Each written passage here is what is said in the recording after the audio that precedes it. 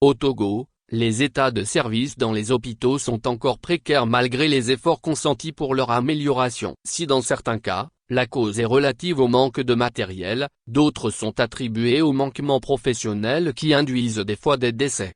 C'est peut-être le cas d'un octogénaire qui a été admis à l'hôpital secondaire de Baie en mai dernier après une crise. L'état du vieil homme a été stabilisé après 2 injections de sérum en salle d'observation. Il était ensuite conduit dans une autre salle pour une 3e sans se douter qu'il passait ces derniers instants. Il sonnait 19h- lorsque mon petit frère qui a rejoint notre grande sœur qui était au chevet de notre papa m'a contacté pour me dire que l'état de ce dernier s'est dégradé, a déclaré l'un des fils du patient qui dit être surpris par cette nouvelle, vu que le vieux allait bien lorsqu'il avait quitté l'hôpital. Selon lui, l'état de leur père s'était empiré au moment où une infirmière de garde, cette soirée-là, lui a fait 2 autres injections dans ses 2 bras et une autre dans son dernier sérum. À l'en croire, il n'était pas informé de ces injections, puisqu'il ne leur avait pas été demandé de les acheter comme les précédentes.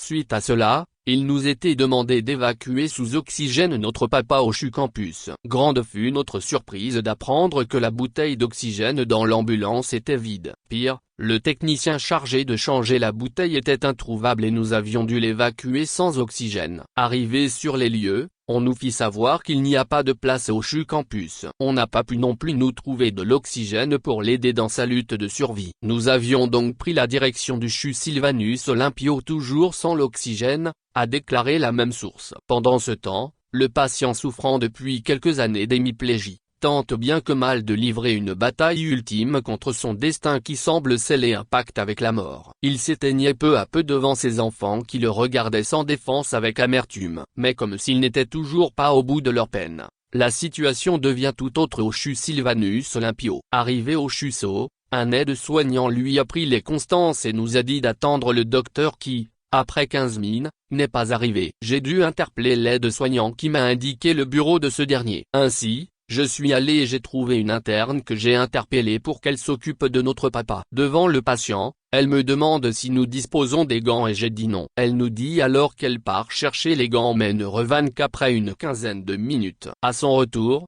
elle observe le patient et me ramène dans le bureau pour des prescriptions alors qu'entre-temps le médecin principal est dans le même bureau en train de fouiller son téléphone. Le temps d'aller chercher les produits prescrits et revenir, notre papa est décédé après 1 heure de temps passé sans soins, a-t-il ajouté.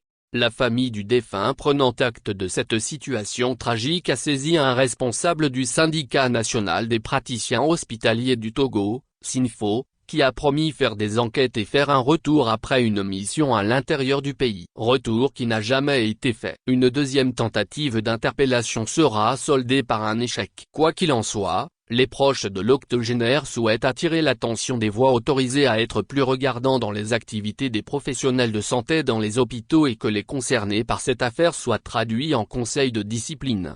Aujourd'hui encore, des citoyens togolais préfèrent l'automédication ou encore les tradithérapeutes que d'aller se faire soigner dans les centres de santé, de peur d'y laisser leur vie. Le cas d'un vieil homme âgé de 84 ans n'est qu'un exemple parmi tant d'autres.